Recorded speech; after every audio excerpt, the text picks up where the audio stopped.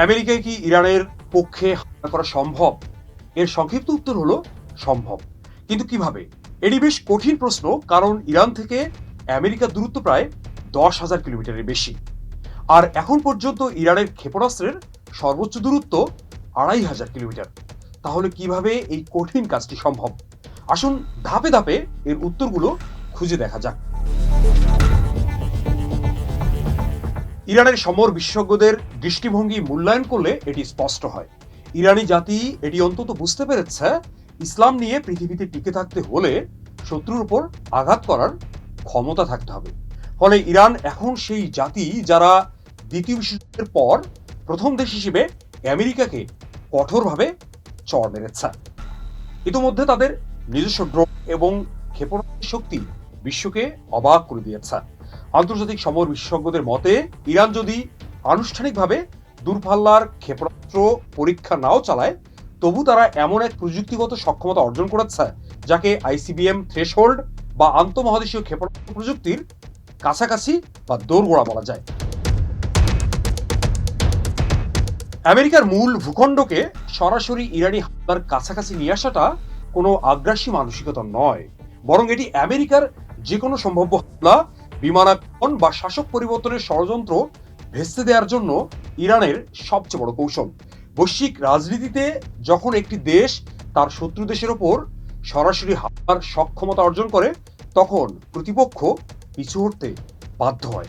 আর এখানেই ইরানের সবচেয়ে বড় সাফল্য লুকিয়ে আছে। জানা যাচ্ছে, আন্তঃমহাদেশীয় ক্ষেপণাস্ত্রের সবচেয়ে বড় জটিল প্রযুক্তিগত ভিত্তিটি ইরান ইতিমধ্যে অর্জন করে ফেলেছে তাদের নিজস্ব মহাকাশ বা স্যাটেলাইট উৎক্ষেপণ কর্মসূচির মধ্য দিয়ে। রকেট বিজ্ঞানের সূত্র অনুযায়ী মহাকাশে কৃত্রিম উপগ্রহ পাঠানো এবং আন্তঃমহাদেশীয় ব্যালিস্টিক মিসাইলের মধ্যে প্রযুক্তিগত কোনো পার্থক্য নেই। উভয় প্রযুক্তির ক্ষেত্রেই প্রয়োজন হয় বহু ধাপের শক্তিশালী rocket engine, multi stage propulsion, অত্যন্ত জটিল তরল এক কঠিন জ্বালানির ব্যবহার, বায়ুমণ্ডলের বাইরে অবস্থানকালীন গতিপথ সুনির্দিষ্ট রাখার অত্যাধুনিক গাইডেন্স, নেভিগেশন সিস্টেম এবং মহাশূন্যের চরম তাপ এবং প্রতিকূলতা অতিক্রম করার শক্তি। ইরান সফলভাবে মহাকাশে স্যাটেলাইট পাঠিয়ে প্রমাণ করেছে যে তারা এই প্রতিটি জটিল ধাপে পূর্ণ নিয়ন্ত্রণ প্রতিষ্ঠা করেছে। বৈজ্ঞানিক দৃষ্টিকোণ থেকে একটি রকেট যদি পৃথিবীর মাধ্যাকর্ষণ পার হয়ে মহাকাশের কক্ষপথে সফলভাবে স্থাপন করা যায়, তবে সেই একই প্রপালশন সিস্টেমে স্যাটেলাইটের বদলে উপযুক্ত বিস্ফোরক বসিয়ে প্রায় 10,000 কিলোমিটার দূরের আমেরিকার ভূখণ্ডে আঘাত হানা ইরানের জন্য একেবারেই কঠিন কোনো কাজ নয়, বরং এটি দেশটির এখন রাজনৈতিক সিদ্ধান্তের ব্যাপার মাত্র। বিশেষ করে ইরান তাদের সাম্প্রতিক রকেটগুলোতে কঠিন জ্বালানি ব্যবহারের ক্ষেত্রে যে সাফল্য দেখিয়েছে, তা মিলিটারি আইসিবিএম এর গতিশীলতা, দ্রুত উৎক্ষেপণ ক্ষমতা এবং শত্রুর আগাম নজরদারি এড়ানোর ক্ষেত্রে শতভাগ সহায়ক। ইরানের এই প্রযুক্তিগত সক্ষমতা কেবল খাতাপত্রে বা হাইপোথেটিক্যাল কোনো ধারণা নয়, বরং বাস্তব মহাকাশ অভিযানের মাধ্যমে এটি তারা বারবার প্রমাণ করেছে।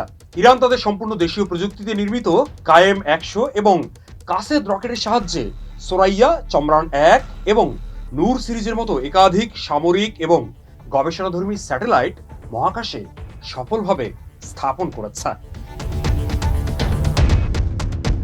শুধু তাই নয়, ভারী পেলোড বহনে সক্ষম সিমোর্গ রকেটের মাধ্যমে একসাথে একাধিক স্যাটেলাইটকে কক্ষপথে স্থাপন করে ইরান বিশ্বকে নিজেদের রকেট সায়েন্সের পরিপক্কতা প্রদর্শন করেছে।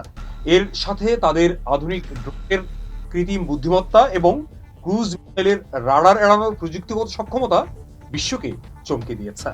এই বিশাল প্রযুক্তিগত বাস্তবতার নিরিখে নিরপেক্ষ সামরিক বিশ্লেষকরা স্বীকার করেছেন যে ইরান আন্তর্জাতিক রাজনীতির চাপ এবং কৌশলগত গোপনীয়তার কারণে হয়তো আনুষ্ঠানিকভাবে তাদের মিসাইলের পাল্লা 2000 থেকে 2500 কিলোমিটারের মধ্যে সীমাবদ্ধ রাখার ঘোষণা দিয়েছে। কিন্তু আইসিবিএম তৈরির প্রতিটি কঠিন প্রযুক্তি এখন ইরানের হাতে রয়েছে।